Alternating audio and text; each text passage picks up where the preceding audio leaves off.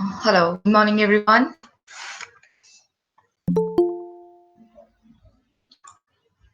Today,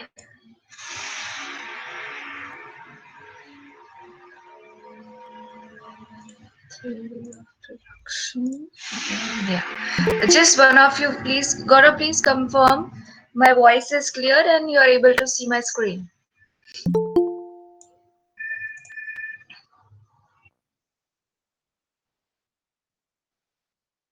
Okay, perfect.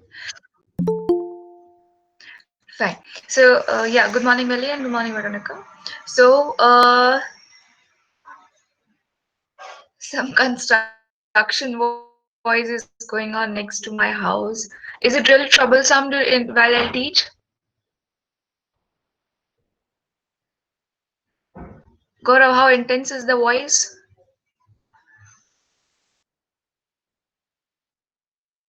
Okay, I think we'll have to bear with this today. Anyways, so students, in the past sessions, we had started with the law of variable proportion. A quick review. We had started with module 3, which talks about the production and the cost. In the first chapter, we have taken up the first chapter, that is production, wherein I taught you what is production, right? The what is production, physical input.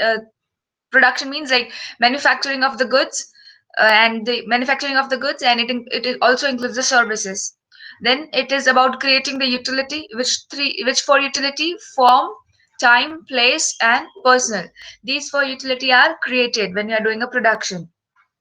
Then for production in economics, we our inputs are known as factors of production, that is land, labor, capital, and entrepreneur. Right, so these were the basics. Then I made you understand production function. What is production function? Relationship between input and output. The amount of input you put, using that only the number of output you will be able to manufacture.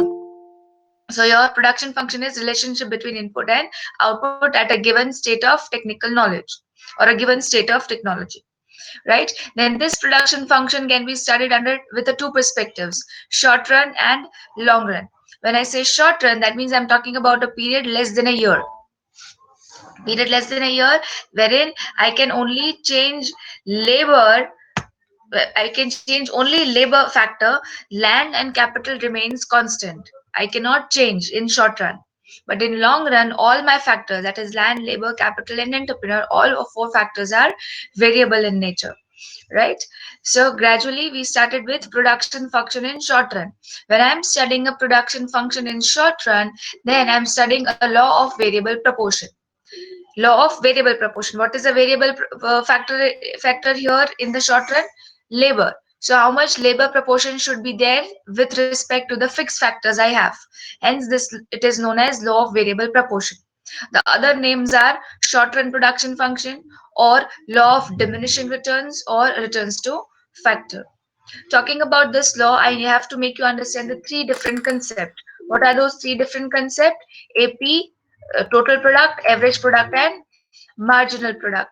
How do you do the calculation of each? When I say total product, when I say total product, is nothing but the inputs which you have put. Using those inputs, you are doing processing, and the output you get is called total product. When I say average product, that means each unit of a variable factor, how much they have contributed. Yani ki total product divided by units of variable factor. In our example, unit of variable factor is labor. So total product divided by number of labors. That's how you get the average product. And how do you calculate marginal product? That is total product. It is not TU, it is TP. Total product N minus total product N minus 1. That means total product when the labors are 2 minus total product when the labors are 1. Right? That's how you calculate MP. Then, using these concepts, I made you understand the law of variable proportion. This law of variable proportion has three stages. The first stage of increasing returns, second stage of diminishing return, and third is of stage of negative returns. Why the first stage is known as increasing returns? Because initially, more and more labor you hire for the fixed factor land and capital, the output your increase with output will increase at increasing rate, then it will increase at decreasing rate, then it would be maximum, and then it will start decreasing. This is how it happens. And I think I explained you reasons for all the three stages. For now, before I start with the next law, that is production function in long run, I want you to guys to calculate APNP and draw the diagram like this.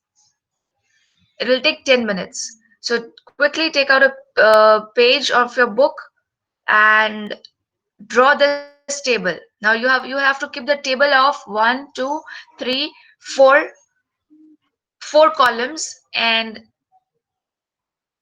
12 rows. Quickly draw a table, copy down this data which you can see on the screen. Wait. I'm just sharing the screen.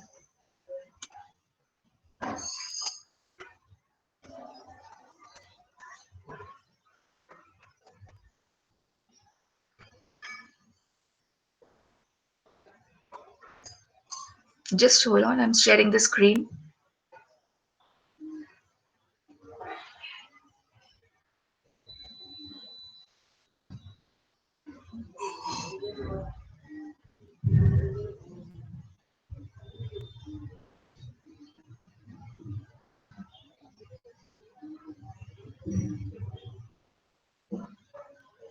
Okay.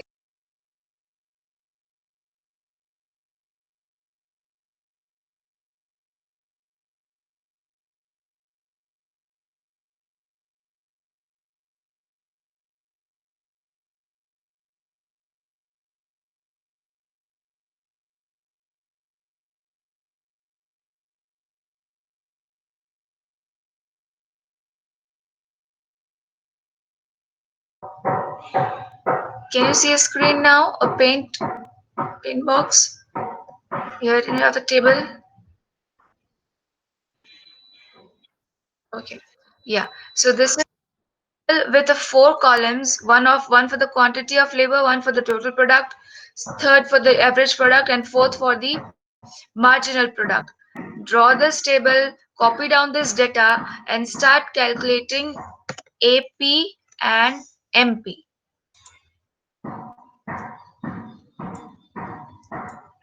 AP and MP. Once you are done with drawing the table, just come let me know, then I'll explain you how to calculate both these things. Anyways, I've already explained you, but still.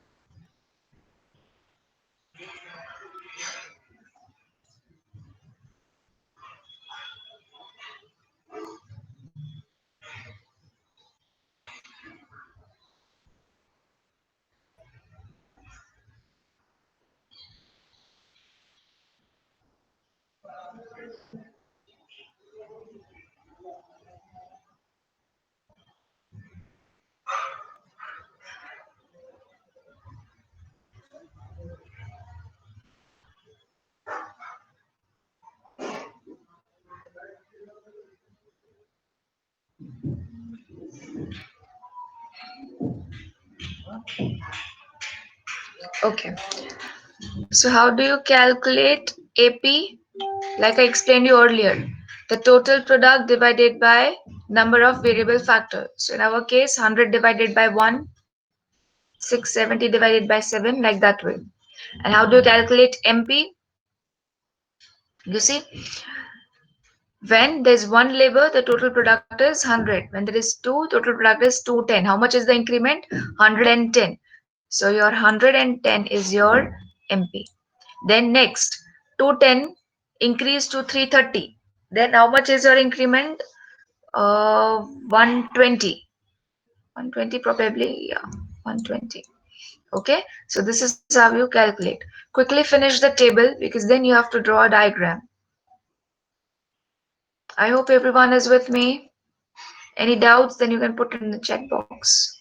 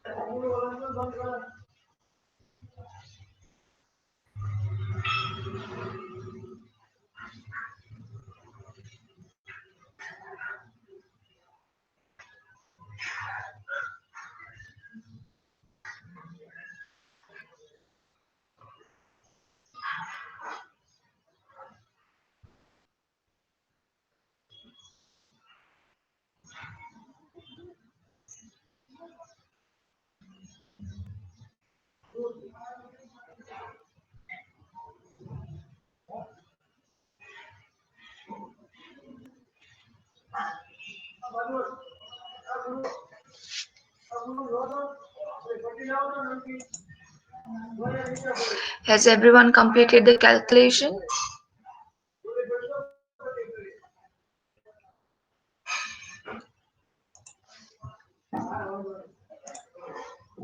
Okay, no problem.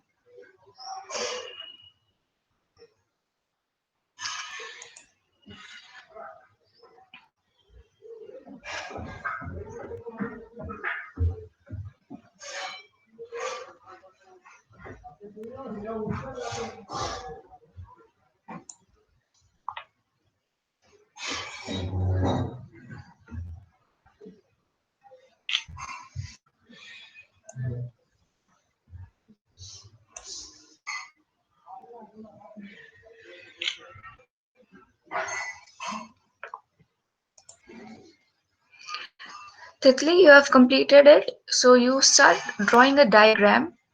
Just draw a diagram, graph, put the x-axis and y-axis. On x-axis, put number of labors, and on y-axis, put the total product, average product, and marginal product. Then start with total product. That is labor and the total product. If labor is 1, how much is the total product? 100. Then put the point there. Like we draw the law of diagram and law of supply. Same way here you use the two variable. Here you use the two variables, total product and labor. Once you are done, then draw a graph. Then take a second graph in the sense draw a curve. Then take a second thing, labor and average product. Then draw a curve. Then third, total marginal product and labor. Then draw a line. So you'll get a 3 lines. To those of you who are done, start doing graph, that is curve, diagram. To those of you who are from management background, it is very easy for them. This exercise is especially for non-commerce background students. I'm pretty sure of Gaurav and Vaishali, they would have done all this. Gaurav and Vaishali are the students whom I have taught. Who else I have taught in Marwadi in this from your batch? Anyone? Just write Ma'am, yes. me, Dakshraj. Okay, Dakshraj, which class I have taught you? ma'am, Gaurav class only. He's Okay, my yeah, that classmate. Dakshraj. Okay, yeah, I recalled you. Yeah, fine, got it. Okay. Please repeat about graph. Veronica, are you done with the assuming that you are done with the calculation? For the graph, you have to do for the graph you have to uh, draw x-axis and y-axis. On x-axis, you have to plot labors, that is 1, 2, 3, 4, 5, 6, 7, 8, 10, 11. And on y-axis, you have to plot total product, marginal product, and average product. Once you are done, then put the range as per the table we have. and you have to draw a diagram like this. If the labor is 1, how much is the total product? Say for example 100, so you put a dot here. Then if your labors are 2, then the total product is 210, put a dot here. Then once you are done plotting the dots, then you have to draw a line connecting these dots. That is how you will get a curve for total product. Once you are done for the total product, then you have to take labor and average product and repeat the process of put the dots and draw a line.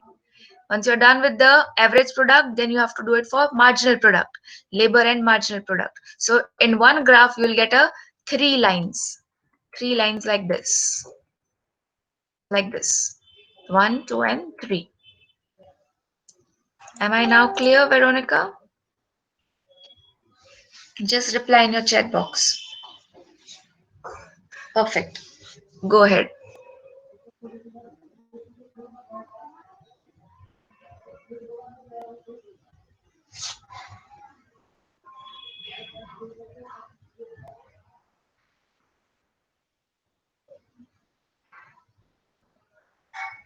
How about you, Vishal? Vishal, are you able to draw the graph? Did you do the calculation?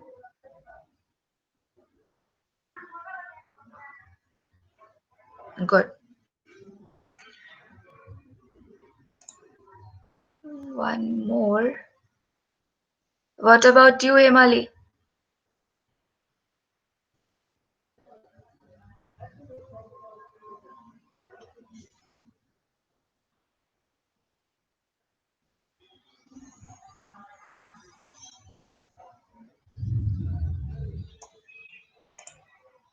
Done with the calculation, working on graph. Okay, good, Hemali.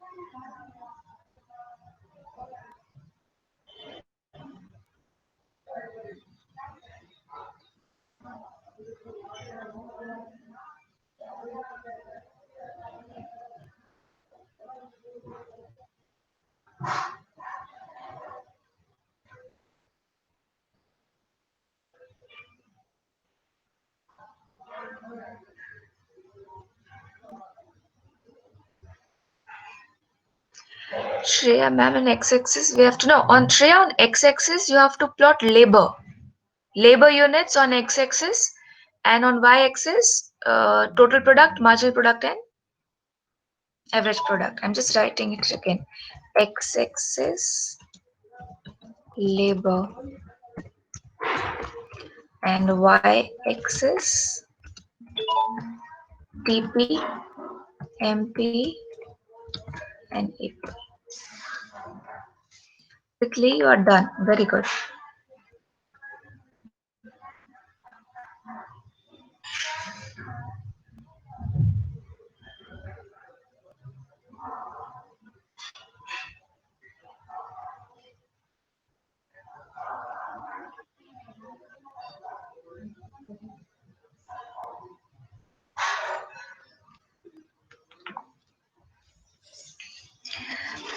Students, little speed up so that I can do the explanation ahead.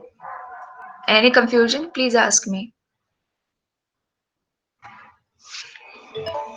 Your curve should be, you should have something like this. Your total product curve should be increasing, increasing, increasing, increasing, increasing maximum, and then start decreasing. About your average product, it should be like this. Average is never zero and never negative. And your marginal product increasing and quickly decreasing, zero and minus, that is negative.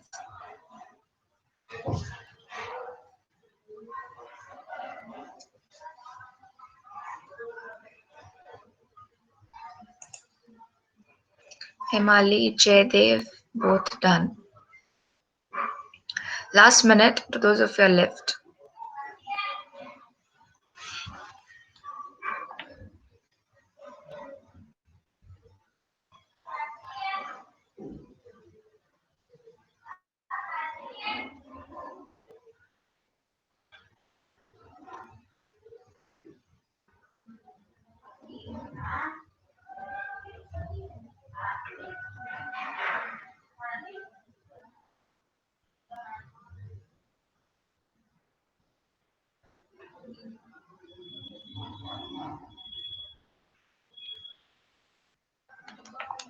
Okay, so most of you guys are done. Now, how do you bifurcate these stages? How do you bifurcate the stages? Did you see in the my example here? They've drawn a line. By drawing a line, they are showing up the stages that this is the area of first stage, this is the area of second, and this is the area of third. Right? Now see, look here. Okay, let me first tally the answers. Sorry. Just go through the answers. Are you getting the same answers which is there in this table?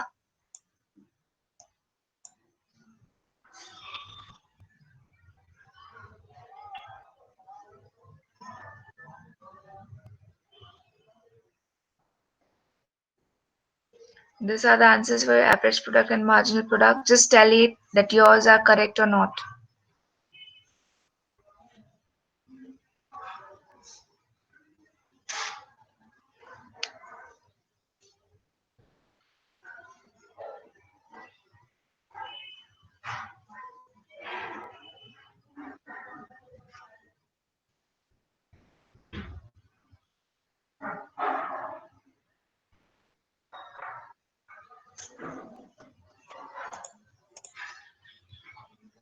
Eleventh MP is not correct.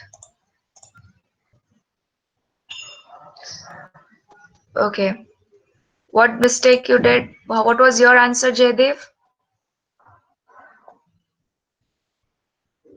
Veronica says yes, they tally. Good, Veronica. Jaydev, what was your answer?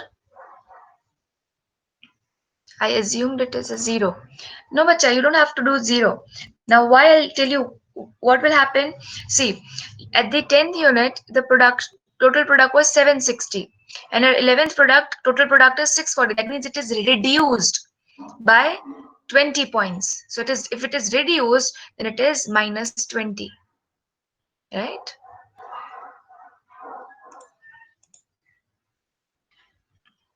Okay, you assumed it is zero, but you understood, right? Yeah, perfect.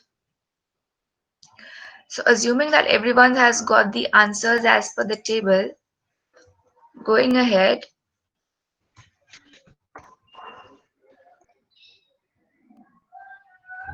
how will you draw a line? Now, from your table, your average product is 80 maximum, 100 maximum. Can you see from your table? 101 is here and 1 is here. What is happening with the average? First is increasing, then it is maximum 100. Then it starts reducing. When your average product is maximum and when your marginal product is maximum, that's when you have to choose. When is your average product and marginal product maximum? That's when you have to draw the first line or this line of a first stage. Now, like I said, but in economics, we pay attention to marginal more rather than the average, right? So wherever your marginal product is maximum, from that point onwards, you have to draw a line which will depict the left-hand side area as the first stage area. Oh, sorry. Wherever your marginal product is maximum,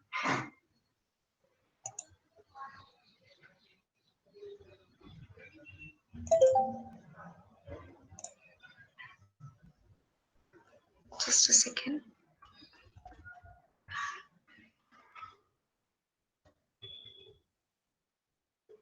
Yeah. Wherever your marginal product is maximum, that's when you have to draw first line. And this area, the left hand side is known as a stage of increasing return. Then your second line, when your total product is maximum, that's when you have to draw a line. Then this area would be your second stage, and the remaining right hand side would be your stage of negative returns.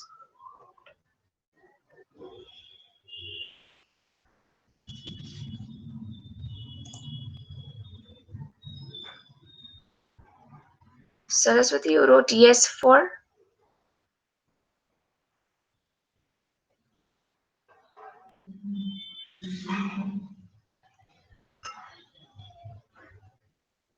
Okay, got the answer. Fine. So is everyone clear with how to draw a diagram and the bifurcation of the stages in the graph? Any doubts, any concerns?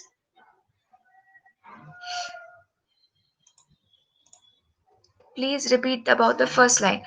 Veronica, whenever your marginal product is maximum, wherever the point at which your marginal product is maximum, in our example, maximum marginal product is 100. From that, you have to stretch a line. See, in this diagram, marginal product is maximum here. So it has to be, the diagram should be here. But that's okay. This person might have followed average product as the maximum, but we are following the marginal product. Wherever your marginal product is maximum, that's when you have to draw a line. So in this diagram here, this is the MP maximum, so draw a line extending this, like I can draw here like this, and this area would be your stage of increasing return. Remember, to draw to uh, depict the first stage, you have to draw it from MP, which is maximum. For the second stage, you have to draw from where the TP is maximum, that is total product. This is how you have to remember. Am I clear, Veronica?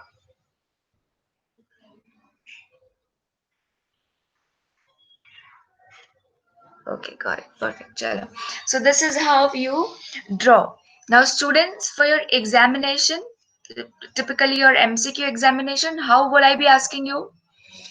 Uh, like I said, tell me the reasons, or I can ask you the formulas. How do you calculate TP, total product? Select the right formula from the options available. Then similarly, I can ask you the formula for AP and MP as well. Then I can also ask you that if the labor unit is 1, the total product are 100, and if the labor unit is 2, the total product is 210. Then how much would be your marginal product? Right? Select the proper answer from the available options. So please keep your calculators also handy when you are appearing for the MCQ exam. All right? This is this, and I can also ask you that can marginal product be negative? Yes, no, don't know, none of the above. Like that way. So yes, marginal product can be negative. All right. Can average product be negative?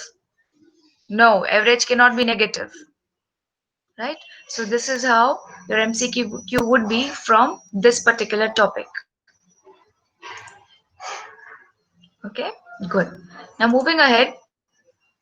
The next is the next is production function in long run. Production function in short run, and I studied law of variable proportion. So my next question is production function in long run. When I say production function in long run, that means all the factors here are variable in nature. That means in long run, that is a period of more than a year, maybe 2 years, 5 years, 10 years, 20 years, whatsoever may be. I am easily able to increase my land. I'm easily able to increase my capital, that is increment of machinery or anything. And of course, I'm able to increase my labors. So when I'm studying a production function in long run, all the factors are variable. And under this, I learn law of returns to scale. In this, I learn law of returns to scale. When I use a word, did you see in the earlier law we use the word returns to a factor? See, here I'd use a word returns to factor. This returns to a factor, wherein a factor means a variable factor, that is a labor. That how much returns are expected with a change in a labor factor. But here in this next law, that is long run production function, I'm using a word returns to scale.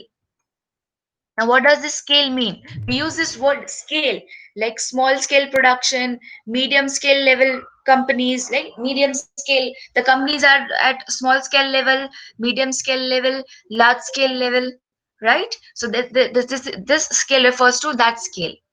Here we study the behavior of output in response to the change in scale.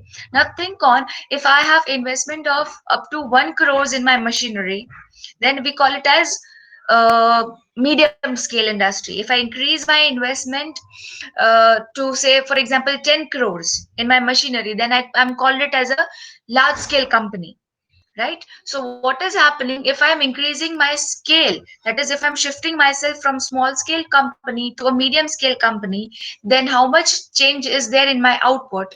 Or when I'm shifting myself from medium scale company to long scale company, then how much change is there in my output? This is what is studied in this law. We call it as law of returns to scale or production function in long run, right?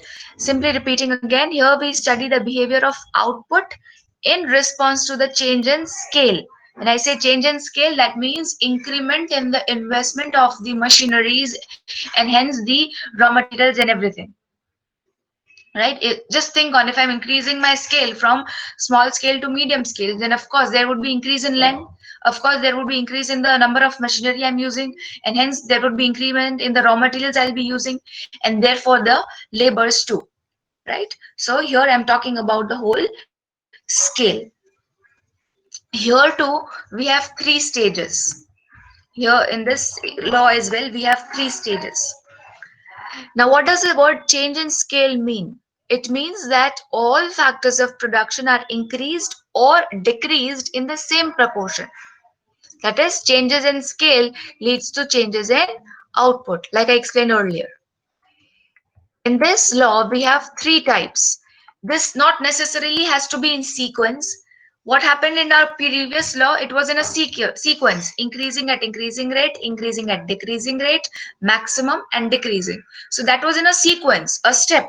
But here, this one has not necessarily to be in a sequence. It may be increasing returns to scale, it may be constant returns to scale, or it may be diminishing returns to scale. It can be any, right? See, in the previous law, we had increasing returns, diminishing returns, and negative returns. Here, we have increasing returns, constant returns, and diminishing returns. And see, we have used the word returns to scale, increasing returns to scale, constant returns to scale, and diminishing returns to scale, right? So now what does this increasing returns to scale mean? That means if I'm increasing my input by 10%, but my output has increased by 20%. That is, when the percentage increase in output is greater than percentage increase in input, that means this stage is known as increasing returns to scale. For example, one machinery and two labors I was using, and I was able to manufacture 100 units. My output was 100. But the moment I doubled the machinery and labors, that is, instead of one, now I have two machine. That is, I doubled it up. Double the machinery and double the labors. Instead of two labors, now I have four labors. Then instead, my output, instead of it becoming double, it is more than double. Ideally, what it is, 100 ka 200 hona chahiye, but it is now 250. Right? So the percentage increase in output is more than the percentage increase in input. If this is the scenario, then we call it as stage of increasing returns. Okay? It means output increases in a greater proportion than the increase in input. This stage is known as increasing returns to scale. Now, why this happens? Because of indivisibility of factors and specialization of land and machinery. Because you have increased good amount of output, good amount of input, that is your land and all the raw materials and the labors, then just a second, yeah, you got the increasing returns, you got the input more than the you got the output more than the input feed it, right? And the factors are indivisible, the same thing which we have assumed during the production function thing. Then your second stage is constant returns. What does a constant stage means? That means if you increased your input by 10%, then your output is also increased by just 10%, equal. Right? It means the increase in scale is in same proportion, output increases in the same. For example, one machinery, two labors, then 100 units. To double the input, that is two machinery plus four labors, then your output is also double. Then in such case, we call it as a stage of constant returns. What could be the reasons for constant returns? Economies of scale neutralizes with this economies of scale. Now these two words are jargons. It economies of scale means benefits which you get by increasing your scale. Now this point you will understand when I explain these two terminologies in detail. We have this concept to be learned in detail, so you can skip this reason for now. And my third stage is decreasing return. That means if I increase the input by 10%, but my output has increased only by 5%. That is, your percentage increase in input is less than percentage increase in input. Look the example here. Initially, what was happening? One machinery and two labors, output was 100, right? But I doubled the input. Doubled the input, that instead of one ka two machine kiya, and for two labors I did four labors. So I'm expecting that output has to be increased by double, that is 200. But it is just increased by 50 units. That is, the total output is just 150.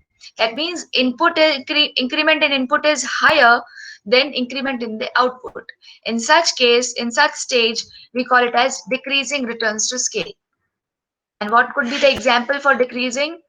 It becomes very difficult for management, coordination, and control and maintain the same efficiency when you increase your scale beyond certain level. Right? Just think on in another class, if I increase the number of students from 25 to 75, then it becomes very difficult to coordinate and control, and same efficiency is not maintained. Same happens in the production field as well. You keep on increasing your manufacturing units, you keep on increasing your strategic business units and everything.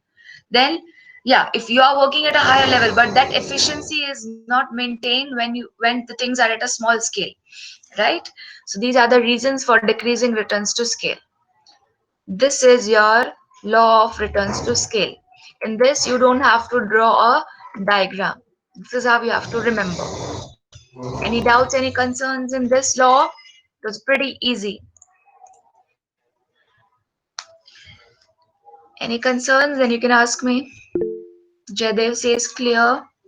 What about you, Titli, Himali, Shreya? Saraswati also says no doubts. Very good. Chalo. So this is what your production function is. So meaning of production function: short run, that is law of variable proportion, and long run, that is law of returns to scale. Now, tomorrow we don't have session, and then 14th we have a holiday. So on 15th, I'll be teaching you the concept of economies of scale and diseconomies of scale. Once I'm done with those points, that means your chapter 1 is over. And your chapter 1 would be your part of your MCQ examination. And I have uploaded the reading material from reference book, as well as reading material for easy notes, that is from my book extract, which I usually give it to undergraduate students. Both the files have been uploaded. You can start reading. Ma'am, till what part of production will be there in the mid exam? Yes, the production chapter full, because on 15th I'll be completing one more topic which is a part of production chapter. So yes, your production chapter full. I'll also upload the roadmap to production roadmap also, like I did for the module 2, so that you can understand the oral concepts you have to read for this chapter. So you can prepare for your examination accordingly. Okay, that's it for the day. I have taken up the attendance. Gaurav has also taken up. See you all on Friday, 2 p.m. Have a nice day, everyone. Happy reading, happy learning.